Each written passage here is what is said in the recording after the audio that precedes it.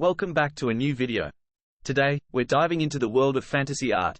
Join us as we explore how to craft captivating fantasy illustrations using Illustrate AI from DesignBundles.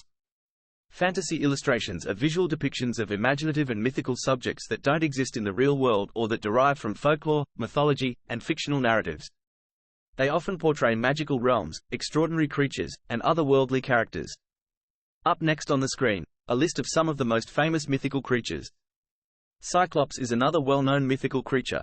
However, Illustrate AI struggled with it. Instead of generating characters with a single eye, I kept getting ones with either 2 or 3 eyes.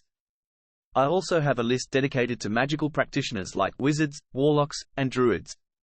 Here's a selection from my list of fictional races and creatures. While there are many out there, these are a few of my favorites. Notably, the centaur, a being with the upper body of a human and the lower body of a horse, doesn't seem to be recognized by Illustrate AI. I keep getting images of either just horses or people riding them. Lastly, let's take a look at a list of legendary artifacts and items before we move on to examples of prompts you can use in Illustrate AI to create amazing fantasy illustrations.